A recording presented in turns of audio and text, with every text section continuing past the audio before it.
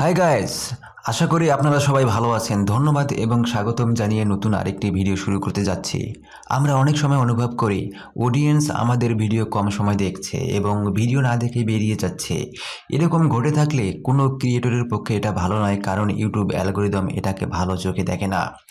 দুশ্চিন্তার কোনো কারণ নেই, আমি এমন কিছু সিক্রেট তথ্য শেয়ার করতে যাচ্ছি যা ভিডিওতে অ্যাপ্লাই করলে অডিয়েন্স ভিডিও দেখার জন্য আগ্রহী হবে। First secret tips, roller coaster effect. যখন ভিডিওর ব্যাকগ্রাউন্ড হিসেবে মিউজিক রাখা হয়, সেই মিউজিক অটোমেটিকভাবে রোলার কোস্টার ইফেক্ট থাকে।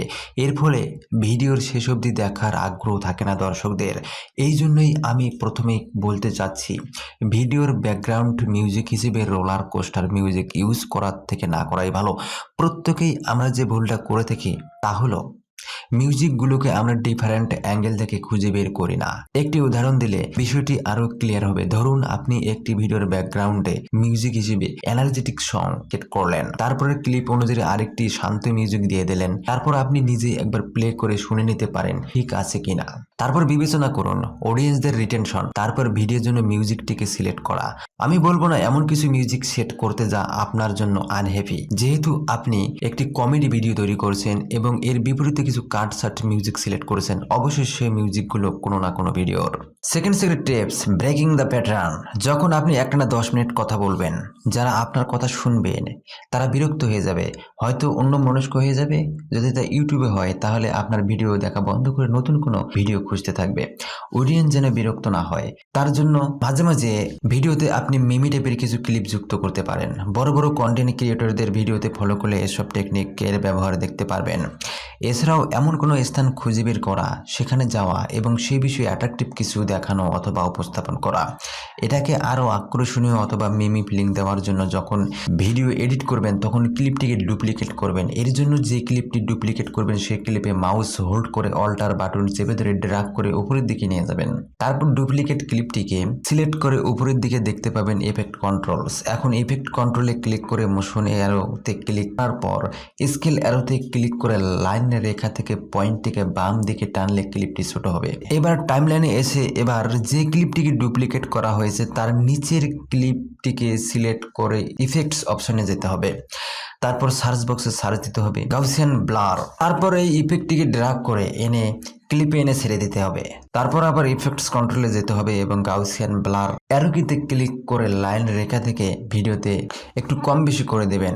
এরকম মাঝে মাঝে অ্যাপ্লাই করলে অডিয়েন্স বোরিং ফিল করবে না, এর ফলে ভিডিও আরো অ্যাট্রাকটিভ হয়। Effects number 3, zoom effect. মাঝে মাঝে ভিডিওতে কিছু ক্লিপ জুম করার প্রয়োজন হয়। কিভাবে স্মুথভাবে জুম ইন অথবা আউট করবেন অনেকেই হয়তো জানে না। যে ক্লিপটিকে জুম করবেন টাইমলাইন থেকে তা সিলেক্ট করুন, তারপর ইফেক্ট কন্ট্রোলস থেকে মোশন অ্যারোতে ক্লিক করে পজিশন ওয়াচ এবং স্কেল ওয়াচে ক্লিক করে স্কেল অ্যারোতে ক্লিক করে লাইন রেখা থেকে পয়েন্ট কারশটটির স্টার্ট পজিশন এন্ড পজিশন ঠিক করে দিতে হবে। তারপর স্টার্ট পজিশনের কি ফ্রেম দুটি সিলেক্ট করে মাউস থেকে রাইট বাটন ক্লিক করে টেম্পোরাল ইন্টারপোলেশন এ ক্লিক করে ইরেজ আউট এ ক্লিক করে দিতে হবে। এরপর ইন্ড পজিশনের ফ্রেম দুটিকে সিলেক্ট করে মাউস থেকে রাইট বাটন ক্লিক করে টেম্পোরাল ইন্টারপোলেশনে ক্লিক করে ইরেজ ইনে ক্লিক করে দিতে হবে। এখন ভিডিও ক্লিপটি প্লে করে দেখুন কত স্মুথভাবে জুম আউট এবং ইন হয়। এখনো পর্যন্ত যারা আমার চ্যানেলটি সাবস্ক্রাইব করেনি তাদেরকে চ্যানেলটি সাবস্ক্রাইব করার অনুরোধ রইল। আমি এখন 4 নম্বর টিপসে চলে এসেছি।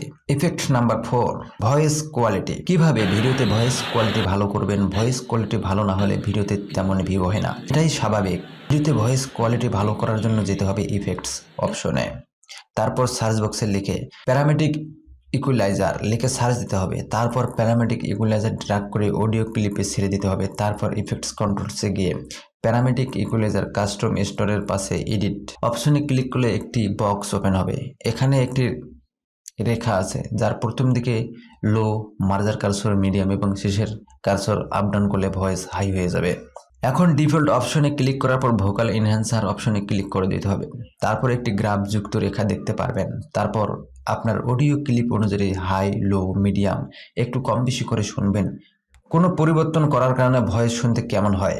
আমি আমার অডিও ভয়েস অনুযায়ী যা শুনতে ভালো হয় তার পজিশন ঠিক করে দিলাম। আশা করি আপনাদের ভিডিওর ভয়েস সুন্দর হবে, যা শুনতে অনেক প্রফেশনাল হবে। Trick number 5, text animation. যখন ভিডিও চ্যাপ্টার অথবা পয়েন্ট ভিত্তিক হয় তখন ভিডিওতে টেক্সটকে অ্যানিমেশন করা। এর ফলে অডিয়েন্সদের মাঝে ভিডিও দেখার আকর্ষণ বেড়ে যায় এবং ভিডিও দেখতে বোরিং হয় না। ভিডিওতে এই টেক্সটকে অ্যানিমেশন করার উদ্দেশ্য হলো নিজের কাজের সুবিধার জন্য, আবার এটার ফলে ভিডিও এডিটিং আরো আকর্ষণীয় হয়।